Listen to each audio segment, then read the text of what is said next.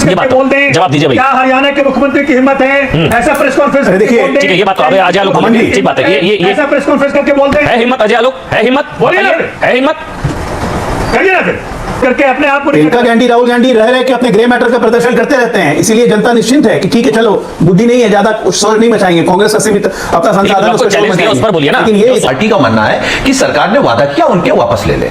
अब कोई गुंडा घुसाया, आरएसएस के लोग घुसाए, जो गुंडे हैं, अपराधी हैं, बलात्कारी हैं, उनकी पैरवी के लिए थोड़े बैठे हैं, उनको तो सजा मिलनी चाहिए। आपको नाम बताने पड़ेंगे, ऐसे मत बोलिए। कौन सा आरएसएस का घुसा जिस पर बलात्कार का आरोप था, नाम बताइए, वरना अपने बयान वापस लीजिए, ऐसे नहीं, ये हिट एंड रन नहीं चलेगा।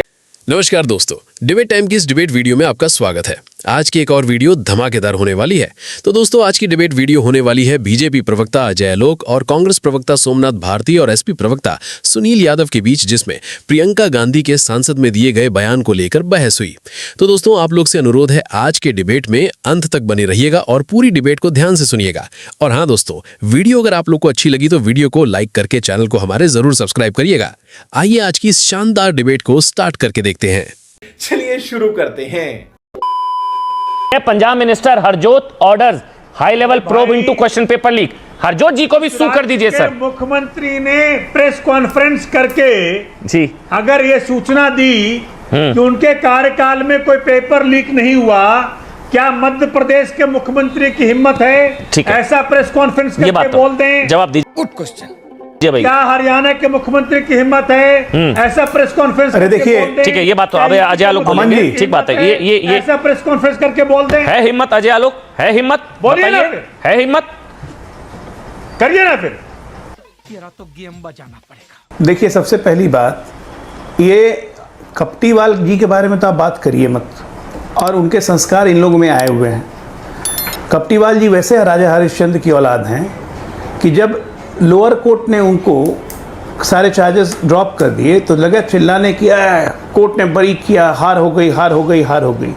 और उसके सीबीआई की प्ली को जब हाई कोर्ट ने एडमिट कर लिया तो जज के खिलाफ मोर्चा खोल के बैठ गए। ये लोग तो जुडिशरी को चैलेंज करने वाले लोग हैं, इनसे काहे के लिए बात करना? ये अराजक हैं, अराजक नंबर 1 है ये। मैं कह रहा हूँ कांग्रेस से ज्यादा खतरनाक है ये, विशैलापन को है कांग्रेस से ज्यादा है।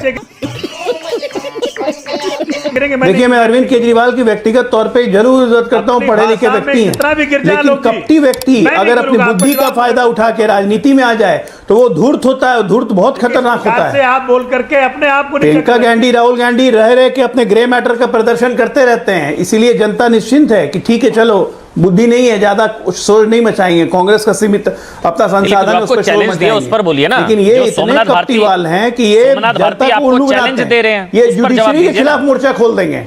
जो चैलेंज दिया उन्होंने उस पर जवाब दीजिए ना। क्या दे रहे हैं? वो चैलेंज दे रहे हैं कि इनकी सरकार ने प्रेस कॉन्फ्रेंस में ऐलान किया कि कोई पेपर लीक नहीं। दूसरे सरकार, राज्यों की सरकारें क्यों नहीं ऐसा कर देती हैं? वो चैलेंज दे रहे हैं आपको। अच्छा, हमको सिखा रिया है भैया। हम एक मिनट, हमारी सरकार क्या निर्लज है? जहां पेपर लीक हुआ वहां बोलते पेपर लीक नहीं हुआ है। पेपर हम कैंसिल करवा के री एग्जाम करवा रहे हैं, ये तो एडमिट ही नहीं कर रहे हैं। यही तो होता था कांग्रेस वाले यूपी में, एडमिट ही नहीं कर देते कि पेपर लीक हुआ है। जब एडमिट ही नहीं करना है, एडमिशन ऑफ गिल्ट करनी ही नहीं है, तो जिम्मेदारी क्या लेंगे? तो गैर जिम्मेदार कौन है? इनके सरकार के मुख्यमंत्री और मंत्री दोनों का वर्षन अलग अलग हो जाता है। इनके सरकार की सारे पुलिस का वर्षन अलग हो जाता है, इनके सरकार के सेक्रेटरी या इनके मंत्री का वर्षन अलग अलग हो जाता है। बचेगी सरकार? एक आध महीना बचेगी कि फिर वहां भी आया राम गया राम शुरू हो जाएगा?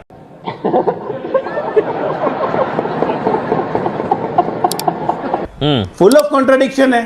मुख्यमंत्री आधा दिन टून रहते, कुछ पता ही नहीं चलता है क्या बोल रहे हैं। मतलब खुलेआम विपक्ष बोलते रहता है कि हमेशा वो गफलत में रहते हैं। सोमनाथ भारती वो जवाब दे रहे हैं। हालत है, एक जगह कंबोडियन इफेक्ट है, दूसरी जगह गफलत का इफेक्ट। झूठ बोलने से तो अच्छा कबूल कर ले, हुआ है। आप लोगों के साथ भी ये लागू होता है मेरे ख्याल से, और टेम्पलेट तो आप लोगों ने सेट किया पेपर लीक पर इस्तीफा, तो टेम्पलेट तो आप पर भी लागू होगा नहीं? सोमनाथ जी, फिर मैं आपके पास आऊंगा। सुनील भाई, देखिए मैं कह तो रहा हूं, देखिए मैं तो निर्लज्जों पे कुछ नहीं लागू होता है। ठीक है, ठीक है, बोलने देते हैं एक मिनट। हाँ सोमनाथ जी आप बोलिए। हाँ प्लीज, एक दूसरे पर ओवरलैप ना करें, ऑडियो अच्छा लगेगा। देखिए मैं तो ये जानना चाह रहा हूं, देखिए अगर ये सीरियस होते ना कि बच्चों के तकलीफों का समाधान लाने का सीरियसनेस इनमें होता, जिनके शासनकाल में 152 पेपर लीक हुए, 7.5 करोड़ बच्चे अफेक्टेड हुए हैं, उनमें एक सीरियसनेस होता, अगर उनको लज्जा आती तो औरों पे दोषारोपण करने के बजाय अपने गिरबान में झांकते कि हम कहां सुधारें। अरे आप विश्वगुरु बनने चले थे, विश्व चेले बन के रह गए। अच्छा एक चीज आप किस प्रकार से अपने सोमनाथ जी, गलतियों को क्योंकि आप justify करेंगे? क्योंकि आप लॉयर भी हैं सर, मतलब झूठा आरोप अधिवक्ता लगा हैं। करके बचना एक चीज- चाहते हैं। एक चीज समझाएंगे देश को कि एफआईआर क्या इस तरह से मैं भी वापस हो अंधा हूं। सकती हैं? केस ऐसे वापस हो जाते हैं सर, अगर इंडिविजुअल केसेस हैं, अगर किसी छात्रों की भीड़ में आके किसी गुंडे ने सर्वर फोड़ दिया और इंडिविजुअल केस दायर हो गया, तो वो तो नहीं खत्म हो सकता ना, चाहे सरकार आश्वासन दे दे। लीगल एस्पेक्ट समझ रहा हूं सर, मैं आपको पॉलिटिकल नहीं। example देता हूं। Good question. हाँ मैं ना ठीक है ठीक है, आपने पूछा, मैं बताता हूं। देखिए क्या है कि एक प्रावधान है लॉ में कि प्रोसिक्यूशन यानी कि स्टेट अगर चाहे तो कोर्ट की कंसेंट के साथ वो केस खत्म कर सकता है। जैसे मान लीजिए यूपी के माननीय मुख्यमंत्री आदित्यनाथ जी ने, जो उनके खिलाफ केसेस थे, जब वो मुख्यमंत्री बने उन्होंने अपने खिलाफ सारे केसेस को विड्रॉ करवा लिया।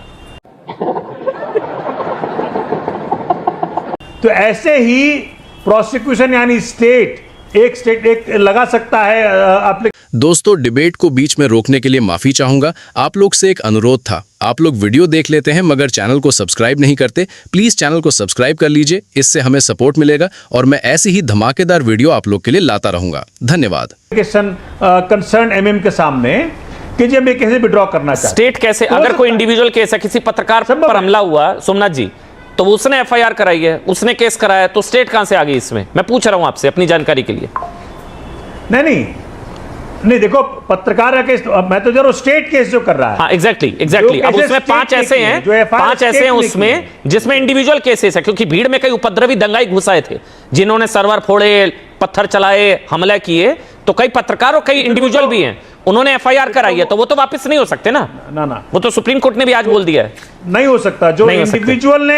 जो इंडिविजुअल ने केसेस किए हैं किसी के खिलाफ में, क्रिमिनल केसेस, उसको सिर्फ 482 के अंदर जाकर के क्वेश्चनिंग हो सकती है, हाई कोर्ट कर सकता है। हाई कोर्ट कर सकता है। सुनील यादव साजन, तो फिर सबके केस क्यों वापस हो? इंडिविजुअल चाहे तो जी, सबके केस, जो सीजेपी अब कह रहे हैं कि सुप्रीम कोर्ट का ऑर्डर भी क्या भाई, वो सबके केस क्यों वापस हो? ये तो दंगाइयों को खुली छूट देने जैसा होगा, क्योंकि इसके अंदर तो 101 हत्या के आरोपी निकले हैं, 62 हत्या की कोशिश के, 284 डकैत के आरोपी, 61 रेप के आरोपी मिले हैं। सुप्रीम कोर्ट ने कह दिया ना आनंद जी, ये तो इतने मिले ये इसके अंदर, भीड़ के अंदर। जी, जिन बच्चों सुनील यादव के खिलाफ साजन, कोई केस नहीं है, हाँ, उन जिनका कोई क्रिमिनल बैकग्राउंड नहीं है, उनको यस ट्रू, एग्जैक्टली, आप भी वही कह रहे हैं। ठीक है सुनील यादव साजन, बोलिए अब। और इमरजेंसी से तुलना क्यों, ये भी बताइएगा। हमने सबसे पहले इस बात को कहा कि छात्र नौजवान जो आंदोलन करने आए थे, जो शांतिपूर्ण तरीके से आंदोलन कर रहे थे, गांधी जी के रास्ते पर चल करके, उनको लेकर के हमारा लोगों का ये मानना है, हमारी पार्टी का मानना है कि सरकार ने वादा किया उनके वापस ले ले। अब कोई गुंडा घुसाया, आरएसएस के लोग घुसाए, जो गुंडे हैं, अपराधी हैं, बलात्कारी हैं, उनकी पैरवी के लिए थोड़े बैठे हैं, उनको तो सजा मिलनी चाहिए। ये आपको नाम बताने पड़ेंगे, ऐसे मत बोलिए। ये कौन सा आरएसएस का गुस्सा जिस पर बलात्कार का आरोप था, नाम बताइए, वरना अपने बयान वापस लीजिए। ऐसे नहीं, ये हिट एंड रन नहीं चलेगा। प्लीज नाम बताइए, आपने किस पर बोला? कोई आरएसएस का नेता भीड़ में जिस पर रेप का आरोप, नाम बताइए। आजा सुन लीजिए। आप भारतीय जनता पार्टी के सारे एमपी, एमएलए और नाम बताइए, नहीं तो माफी मांगिए। सुन लो महाराज, ये गलत है, ये सुनील भाई ये गलत है। कहे कि माफी, अरे हम नाम बताइए, नहीं तो माफी भी रहे हैं। हमें आरएसएस का और भारतीय जनता पार्टी का योगी रटते रहिएगा 24 घंटा। ये आरएसएस और योगी मोदी स्तुति करते रहिएगा 24 घंटा। आरएसएस चिन्हित कर लीजिएगा, नमस्ते के आगे बढ़ना पड़ेगा। नौजवान योगी मोदी दोनों की दुकान शटर डाउन करने जा रहा है। सर करिए ना, लेकिन ये थोड़ा सा फेक न्यूज नहीं, आरएसएस पे ये नौजवान ठाकुर बोल रहे हैं, वापस लौटते हैं। अब किसकी बात कर रहे थे आप सुनील यादव साजन? आरएसएस के कौन से नेता जिन पर बलात्कार का आरोप है वो वहां पर थे? किनकी बात कर रहे थे आप?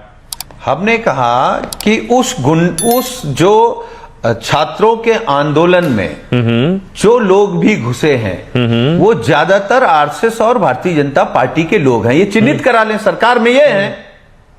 नहीं आपने ये हम तो नौजवानों के साथ खड़े हैं, आरएसएस के लोग, गुंडे अपराधियों के साथ तो सरकार खड़ी है, आरोप है, गुंडे अपराधियों के साथ तो अमित शाह जी खड़े हैं। हम तो ये कह रहे हैं कि आप जितने भारतीय जनता पार्टी के सांसद, विधायक, एमएलसी हैं, इनका जरा पता करा लीजिए किन पे कौन कौन से मुकदमे हैं। आप किसको बचा रहे हैं? आपको पता लग जाएगा। किस लिए बचा रहे हैं सुनील भाई? किस लिए बचा रहे हैं सुनील भाई? 2873 अगर क्रिमिनल बैकग्राउंड के लोग थे, किसको बचा रहे हैं? जो प्रोटेस्ट साइट पर, प्रोटेस्ट साइट पर 101 हत्या के आरोपी थे ना। हम देश के नौजवानों के साथ खड़े हैं, किसी को बचा नहीं रहे हैं। तो इनके साथ तो नहीं खड़े ना। 101 हत्या के आरोपी, 62 हत्या के प्रयास के आरोपी, 6 पॉक्सो के, 61 रेप के, 284 डकैत। अच्छा ये बताइए अमन जी, शुभ्रासा जी, भारतीय जनता पार्टी का नेता कार्यकर्ता समझ रखा है कि हम बलात्कारियों के साथ खड़े हो जाएंगे? मैंने इस पर सवाल पूछा तो उनके क्यों गिना रहे हैं मुझे? हत्यारों को जब जेल से छूटेंगे तो उनको माला पहनाएंगे। ये हत्यारों को, दंगाइयों को, बलात्कारियों को माला पहनाना, गले लगाना, उनको संरक्षण देना, ये बीजेपी का काम है, समाजवादी पार्टी का काम नहीं है। मतलब तो दोस्तों, आज की इस डिबेट में अंत तक बने रहने के लिए आप सभी का बहुत बहुत धन्यवाद। उम्मीद करता हूं कि आपको ये वीडियो पसंद आई होगी। आज के इस मुद्दे पर आपकी क्या राय है, कमेंट बॉक्स में लिखकर हमें जरूर बताइएगा। और हाँ दोस्तों, अगर आपको ऐसी डिबेट वीडियो देखना पसंद है तो वीडियो को लाइक करके हमारे चैनल को सब्सक्राइब जरूर कर लें, क्योंकि यहाँ आपको ऐसी ही शानदार डिबेट्स देखने को मिलती रहेंगी। इस वीडियो को ज्यादा से ज्यादा शेयर भी कीजिएगा ताकि ये जानकारी सभी तक पहुंच सके। आपसे जल्द ही मुलाकात होगी एक और बेहतरीन डिबेट के साथ। तब तक के लिए जय हिंद, जय भारत।